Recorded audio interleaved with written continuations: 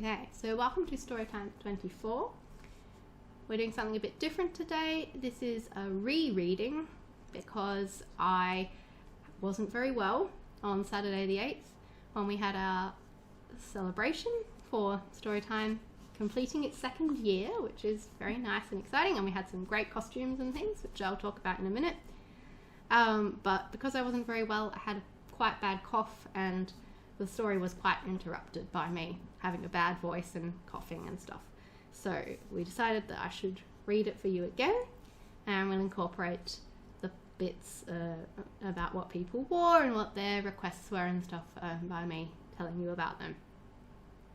So the requests that I included for the February Storytime were postage and missed parcel sagas, ghost mushrooms, this is a kind of fungi that glows in the dark, indoor gardening fails, cats with 9 lives, health kicks and why or how they often fail, evolving sculptures and the concept of 4D, where something changes in time, birthdays, celebrations and significant numbers, trying to miss your birthday to avoid getting older, the concept shut darling. Now, shut darling has been added to our family dictionary that we have for our Teapot family dictionary.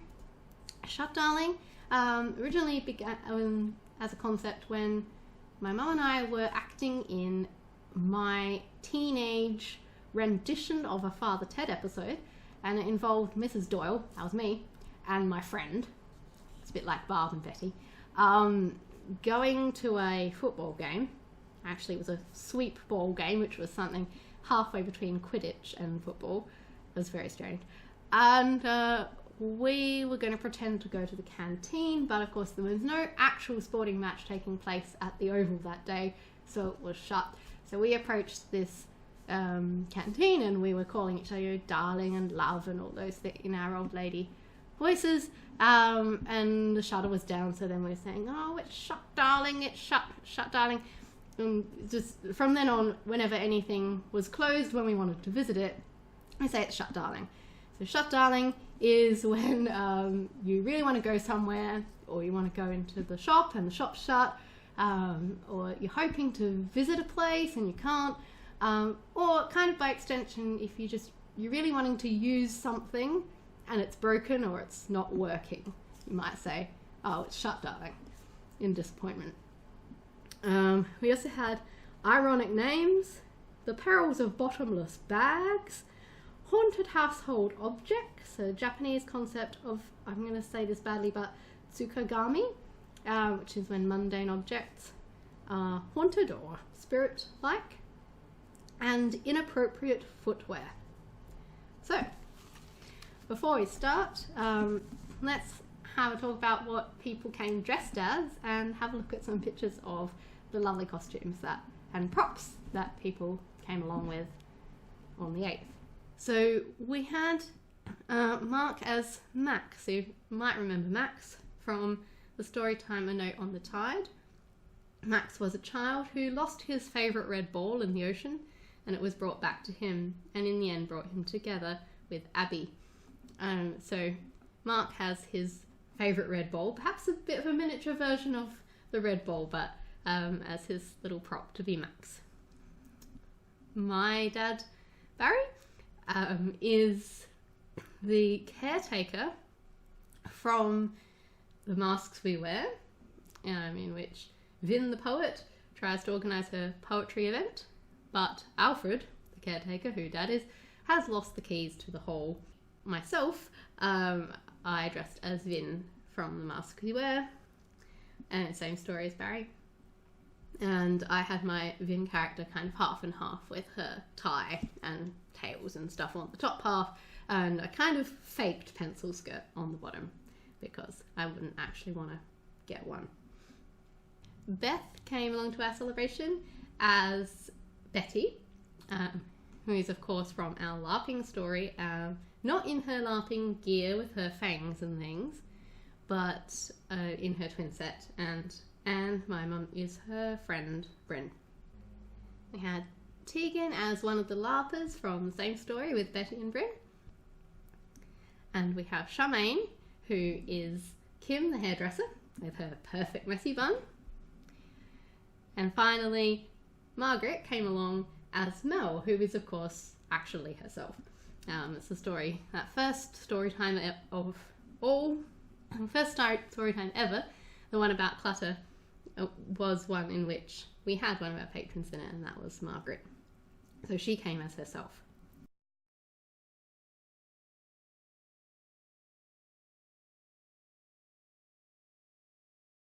Anyway, so our 24th story time is called Turning the Page. Now, I've done something a little bit tricky in this story. I didn't actually mention it when I read the story on the 8th of Feb, but you might find a few familiar faces throughout the story from our past story times.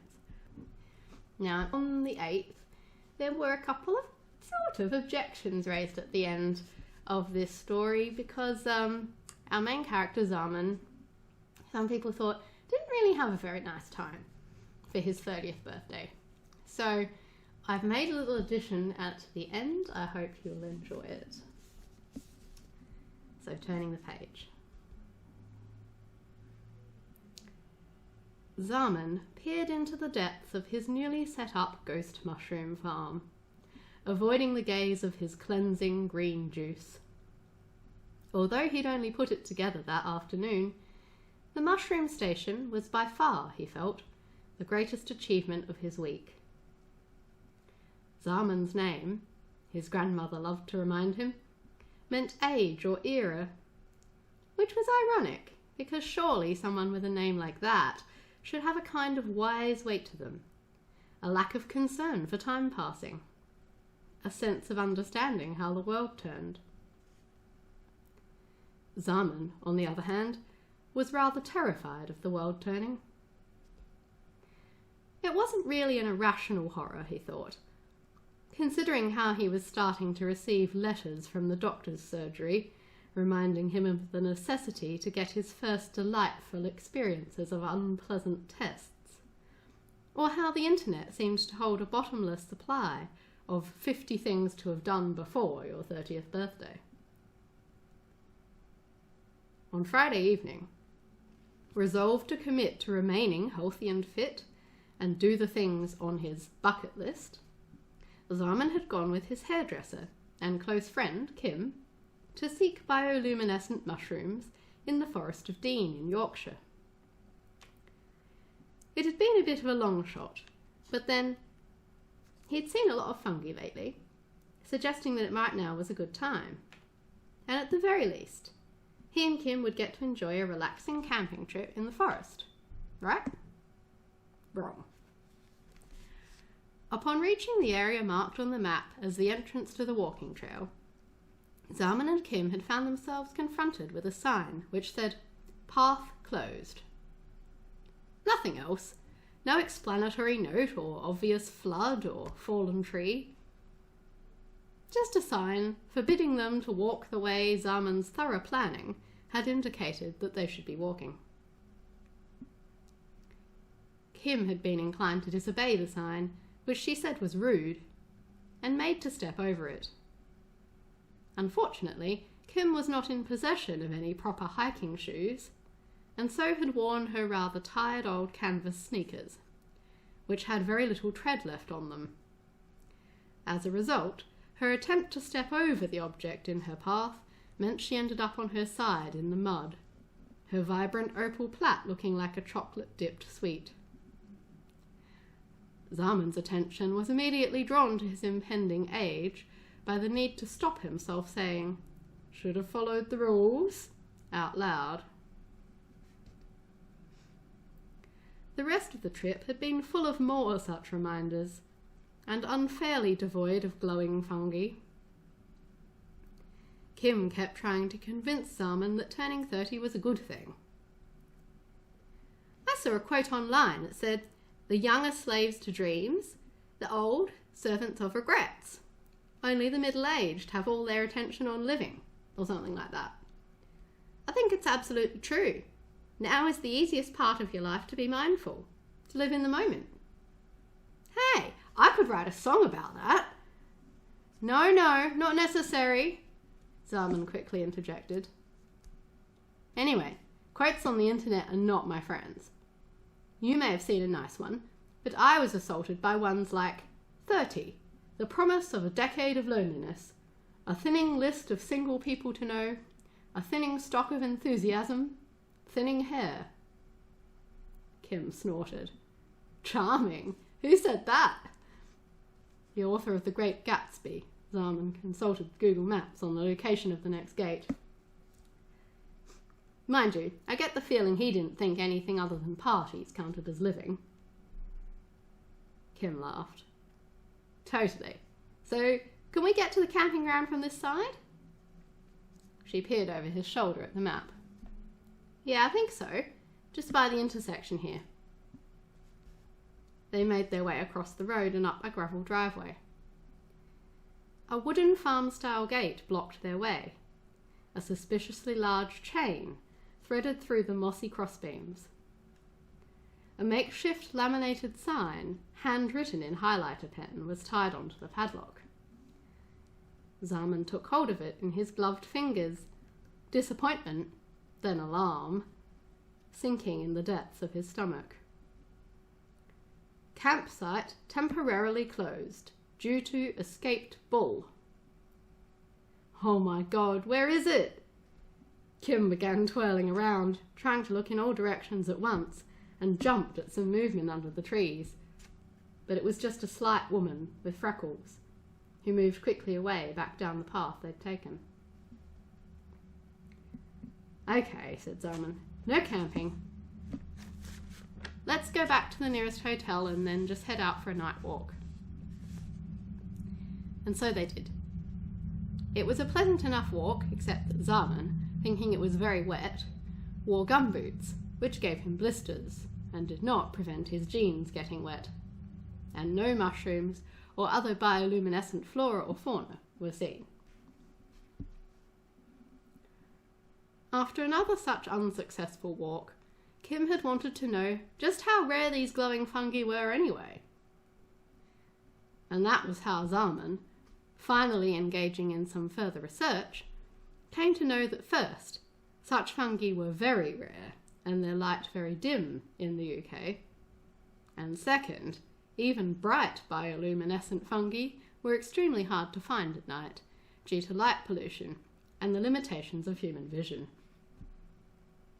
The most guaranteed way to get to see this phenomenon, the article decreed, was to grow your own. Zaman felt very silly. Someone who was almost 30 should have the foresight to do thorough research before taking off to find something unfindable. And someone called Zaman, he felt, should just know things. The only way to make up for this failed expedition was clearly to grow ghost fungi successfully at home.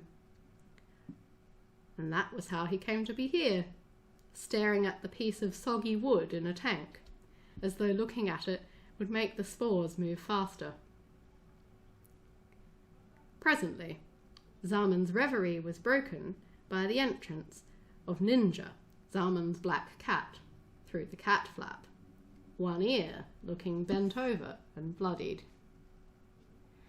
"What have you done?" Zaman demanded. Ninja had lived up to his name as a kitten, nimbly darting through narrow gaps, escaping out of windows, and turning 360 degrees on the spot when someone started the vacuum cleaner. Nowadays, however, Ninja was older, more portly, and unusually accident-prone. Zaman inspected the ear. It appeared that Ninja had perhaps caught his head in a small space and wrenched it free. "You need to remember that you're middle-aged now, cat," Zaman told Ninja. "This acrobatics gets you into difficulties." He retrieved the antiseptic cream that the vet had given him last visit from the bottom drawer of the kitchen dresser and placed Ninja firmly in his lap. Then he sat back down in front of his green juice. The health kick, upon which he was attempting to embark, had not gone well so far. Whilst other people's green juice and protein shakes on Instagram looked like bright, fresh inspiration, the same ingredients put together in Zaman's blender made glasses and porridge bowls full of something suspiciously vomit-like. The protein powder was sickly. The kale reminded him of childhood Brussels sprouts nightmares. And the gym, apparently, was a place where one required prerequisite training. He'd attempted to go down there last week and do weights on the machines, but had found himself sheepishly doing push-ups against a platform, which was definitely intended for something else, accompanied by a girl named Pan, who declared she was there because of a terrible premonition that told her she must get fit. Afterwards, Pan said that the well-being book she was reading said you should reward yourself for working out, so they both got an ice cream. Pan was there again when Zaman reattempted the gym the following week. This time she'd forgotten her runners and was in the midst of a heated discussion with a staff member over wearing either her glitter ballet flats or bare feet on the treadmill. Zaman offered the loan of his own sneakers, which were only one size too big, in return for her spotting him while he did some weights and balancing yoga poses. Pan, as it turned out, was probably the worst spotter ever to set foot inside a gym. When Zaman was timing how long he could hold a handstand, and Pan was supposed to be waiting to catch him if he fell, she got distracted by the glossy abdominal muscles of a man on the rowing machine, and Zaman fell over on her feet. When she was supposed to stop him from dropping the weights on himself, she managed to drop one on his toe. And when he asked her to take the kettlebell from him, she tried to take it one-handed in order to hit like on an Instagram post with the other, and dropped it on her own toe. Gym buddies, Zaman and Pan were certainly not. However, over the coffee and cake they got afterwards, Pan gave Zaman an idea. He'd mentioned his general lack of progress towards his objectives to achieve before age 30 in the context of the bioluminescent mushrooms. So, the glowing mushrooms are really rare? Pan asked. Well, here, yeah. In Australia and some of Asia, America and that, there are more of them. But it would still be hard to actually find them. Pan turned her head on the side and blinked. Well, surely some travel is on your bucket list too. She twirled her coffee cup around and lowered her gaze to look into the dregs. You could go on a mushroom hunting challenge trip to Australia. Zaman shook his head.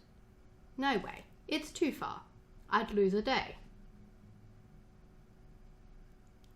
Now, as he sat contemplating his attempt at a mushroom-friendly environment, the green juice still in front of him, Zaman found his own words echoing in his head.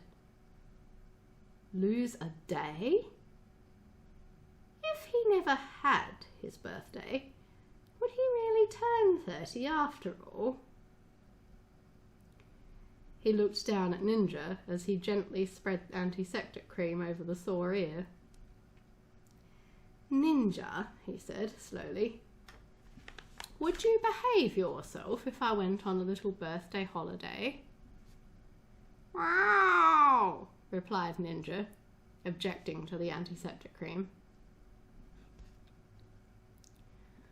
On Monday, Zaman booked some leave and some expensive flights. On Tuesday, he packed and rubbed more antiseptic cream on Ninja. And on Wednesday, he took Ninja over to his neighbour Steve, locked his door, messaged his mother with a request that she pop in and spray the mushroom tank with water, and slipped over on a missed parcel slip. Damn it! Of course someone was trying to send him something now. He considered, took a picture of the slip and put it back under his doormat. He'd have to try to sort it out from Australia. On Wednesday morning, Zaman stepped out of the aeroplane into a wet, chilly, windy Adelaide morning. It was 18 degrees Celsius, and he needed his coat. It made no sense, but Zaman was smiling and pleased. Wet meant fungi, and Tuesday had never come. As he walked through the airport, the sounds of the crowd blurring into white noise in his ears, the realization dawned that he had not planned very far ahead. He looked around for a source of some information and nearly stumbled into a young woman with her hands over her ears. "Oh, Ella!" A second woman appeared and steered her away. "Sorry, mate," she called back at Zaman. Then to the first young woman, "I asked you to try to find out the gate." Zaman shook his head, bemused. Then a young man rocketed past in a giraffe onesie, shouting, "Alida!" and hugged a woman who was standing near the lifts and had not yet seen him coming. She looked startled, then delighted. Zaman sighed. No one knew him here. Maybe disappearing for his birthday wasn't the best idea after all. Well, time to make the most of it. He headed for the taxi ranks.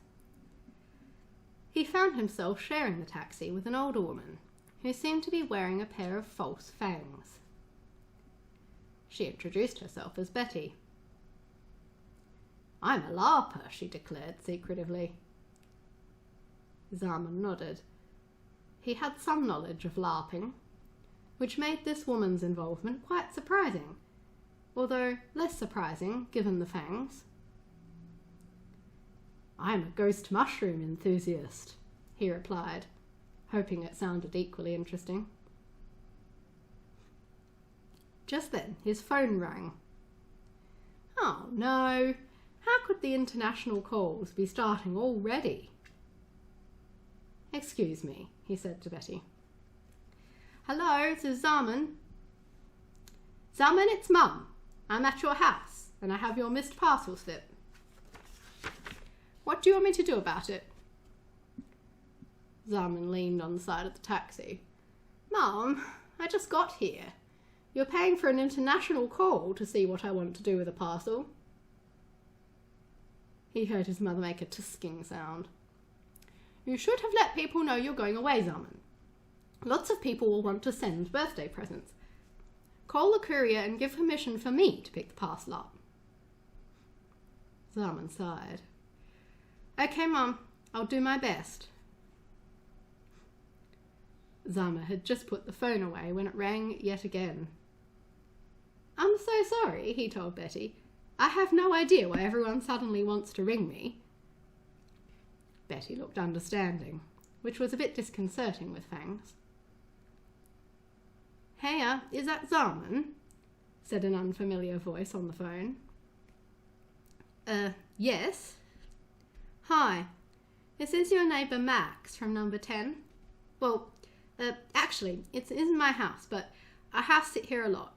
Anyway, I'm really sorry, but I think my cat Sage, well, not my cat actually, but the cat here that I look after a lot, well, I think she's had a fight with your cat. She came in with some black fur in her teeth. I just wanted to check that your cat is okay." Pause. "I'm in Australia," announced Zaman. "I literally just landed in Australia. But thank you, I'll get in touch with Steve. He's the neighbour on the other side who's looking after my cat Ninja." There was a slight muffly sound on the other end, as though Max might be stifling a laugh at Ninja's name. "Okay, great. Have a lovely trip." "I'll try," replied Zaman.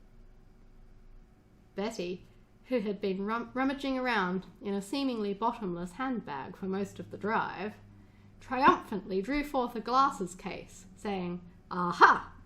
and donned her glasses. Her expression soured.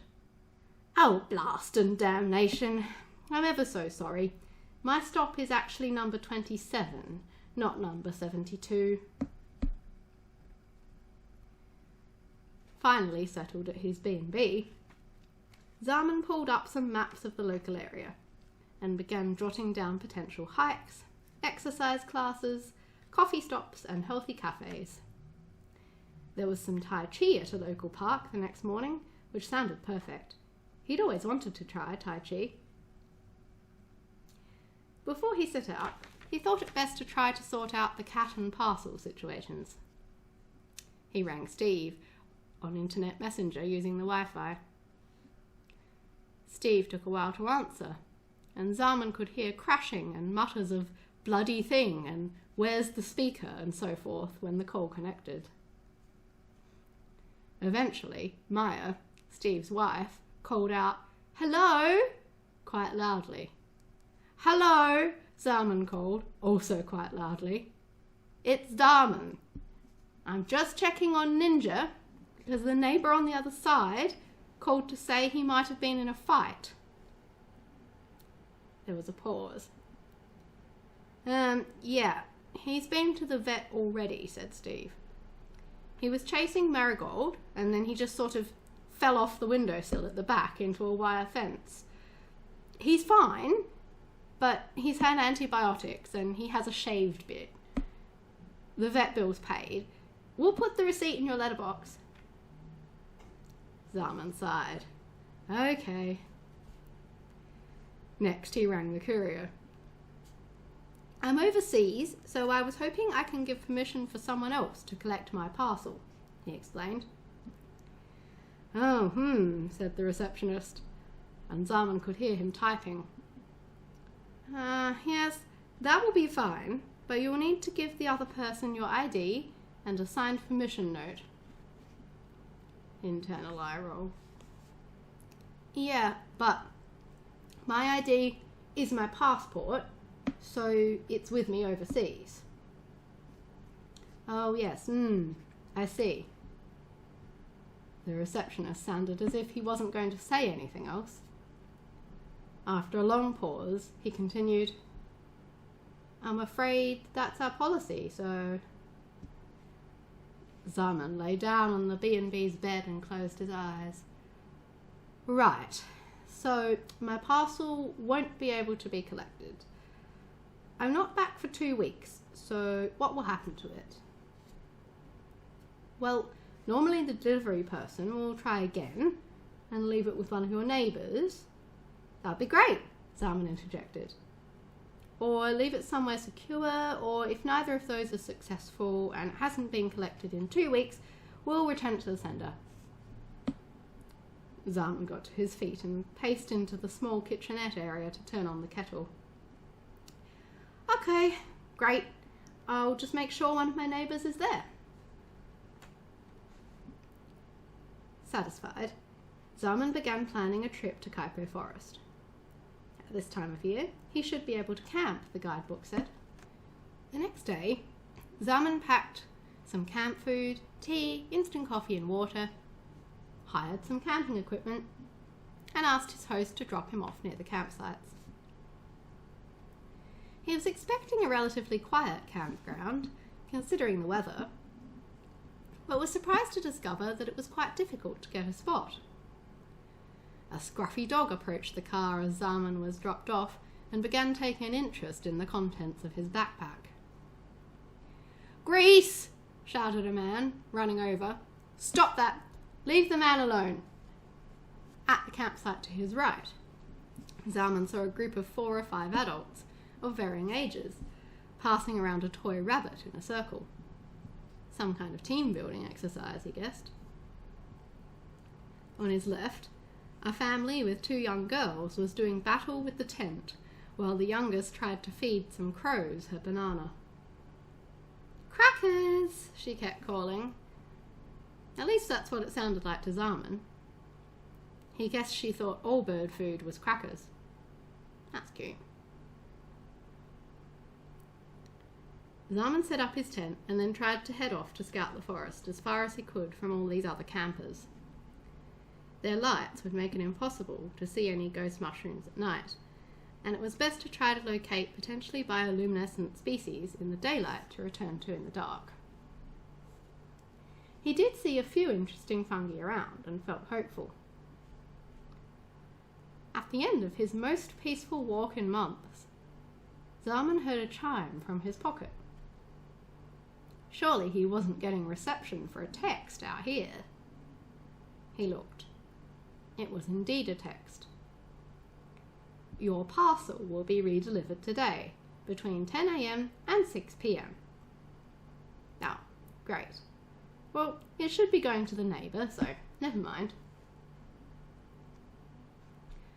All in all, the forest excursion proved pleasant and relaxing, if not successful in finding the correct kind of fungi. And Zaman returned to the bed and breakfast 2 days later, feeling refreshed. It was nice to feel that he could plan time away alone, do the trip, and not be intimidated by it. Perhaps he was a little wiser after all, though possibly not for the knowledge imparted to him by a fellow walker upon seeing him wandering round in flip-flops and socks, who had said his shoes were in danger of becoming a kind of Japanese spirit called bakazori. Zaman was looking forward to Tai Chi, and, to his surprise, to his return home and whatever the surprise parcel held. When he arrived for Tai Chi, there was a sign up to say it was cancelled, due to instructor illness. Zaman just did some stretches with a couple of other people who'd also turned up for the cancelled class. Afterwards, they all went for gelati.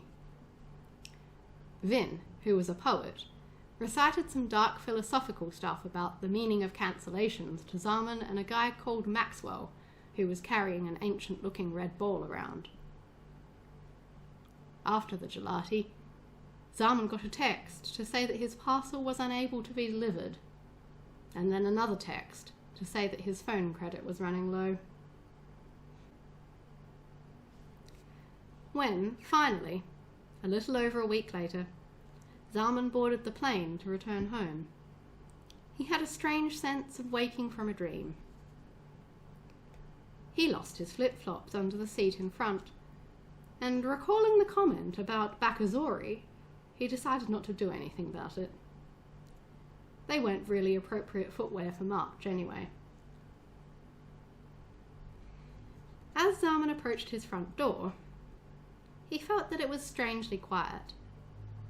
He looked at his umbrella, left in the wire shoe rack by his door, battered by the weather, and felt momentarily spooked.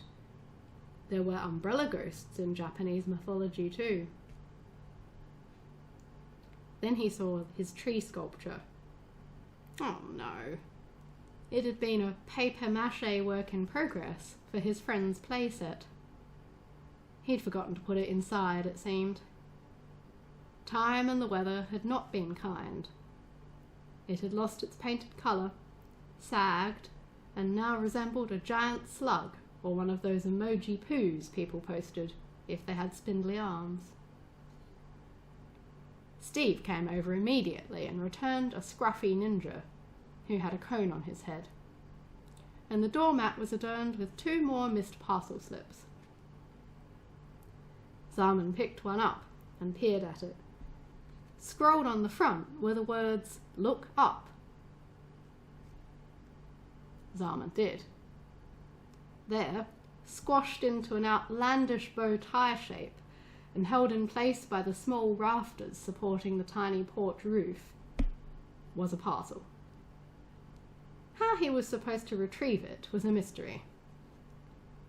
Zaman left it there and went inside. He was immediately accosted by the scent of damp and lack of appropriate mushroom growth in the terrarium, and had to race around throwing open the windows. No sooner had he done this and got out the bleach, there was a knock at the door, and Zaman opened it to find an enormous group of his family and friends. "Surprise!" they shouted. "Happy 30th!" said his dad, and Zaman understood that he had not really avoided his 30th after all. but merely stepped out of time for a while inside his own mind. "I haven't got any food in here," he said. "That's okay. We have cake and pizza," grinned his friend Owl. "I'm supposed to be turning over a healthy new leaf," Zaman objected. "Ah, do that tomorrow," Owl told him. "It's like reading as a toddler. You only have to turn over the pages that you like." Was that how middle-aged adulthood worked? Zaman pondered. Well, perhaps he could leave all the answers for after cake. "Oh, Zaman," Kim interjected, pushing past with her arms full of pizza boxes. "That parcel you've been chasing, it's from me. Sorry. I thought the standard postage would be okay, but it turns out it takes like a month." Zaman shrugged. "Never mind. What is it anyway? They put it up in the darn roof, so I'll have to borrow the stepladder from Steve." Kim looked a little bit alarmed, then shrugged and winked. "Wait and see." It took another week before Zaman got around to hauling the stepladder out from Steve's lock-up space behind the houses. He wondered whether other people lost interest in their parcels when they were too hard to get hold of. He hauled the ladder through the side gate, crashing into the bins, and propped it precariously on the little porch. He climbed up and tilted his neck back awkwardly to look at the parcel. Evidently, the porch roof wasn't perfectly waterproof, or it was just too small for when it was, as Kim would say, raining sideways. The cardboard box was rather damp. The surface looked an odd texture in some places, as though tiny needles were poking up against the inside. When Zaman went to grab the box, a bit of the cardboard immediately peeled off, and inside were loads of little white bristles with round ends on them like pins. Zaman peered closely at them, then resolutely got down from the ladder, returned it to Steve, and left the box in the porch roof. If it was what it seemed to be, it was happy there. 10 days later, Zaman called Kim to come over for drinks. When she arrived, he met her on the porch in the dark and handed her a beer with a little note taped on it that said, "Look up." Kim did. Under the shadowy gloom of the rafters, out of the remains of a wet cardboard box, sprouted a tiny city of glowing fungus. Kim grinned. "Happy 30th, Zaman," she said. So I hope that ending is a little more satisfactory. And now I'd like to finish it off with a little poem called Mysteries. Does the pot grow wiser as it grows in age and cracks? A character is gained that might suggest so. Can we keep up, arrange our minds and homes, things seen and understood, places been, milestones reached, to match our years? Unlike the pot, we cannot, in all our years, be everywhere we could or should. We cannot see everything, do everything a human might. Our wisdom is only partly shaped by our own hands. We can only venture forth, wonder, ask, explore, and change, and hope that the cracks and creases that we grow reflect us well.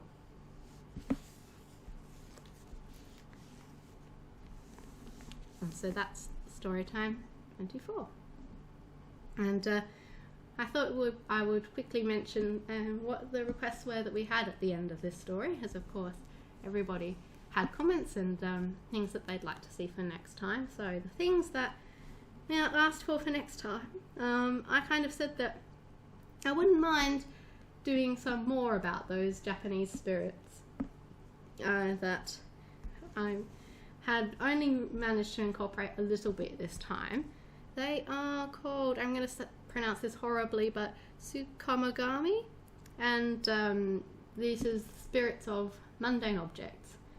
And actually, according to an article that I read about it, a mundane object can develop or become sentient. All objects, all things have spirits, but objects can become sentient after 100 years of serving humans. So on their 100th birthday, a significant number, they can then turn into these different kinds of spirits. So there are lots of interesting ones, and I'd like to explore that a bit more, perhaps not next time, but another time. But because of that, we got on to how those concepts in folklore might have developed, and someone said it was all cats. So cats causing folklore is something for the future. Old abandoned houses that need rescuing. Desirable dwellings in undesirable places came out of that. Lloyd contributed coughing and sneezing fits, thanks to my lovely coughing fit at the beginning of the story. Charmaine had some very wonderful nails, which she said were beautiful but impractical. So, beautiful but impractical. Seemed like a good idea at the time. Inappropriate clothing. Pizza topping arguments. How many of you have had those does pineapple go on pizza arguments? We have lots of those. Our big one is that I like pumpkin on pizza. Lloyd doesn't think that's a good idea. B&B stories. Feeding the magpies and they never forget. And out of that, other uses for cat food.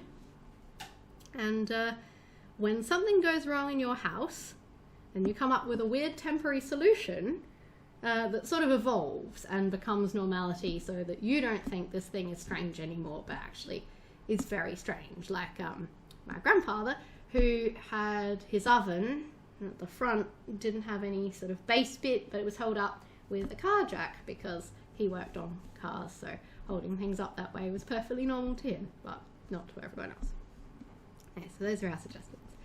So our next story time is on the 14th of March, I believe.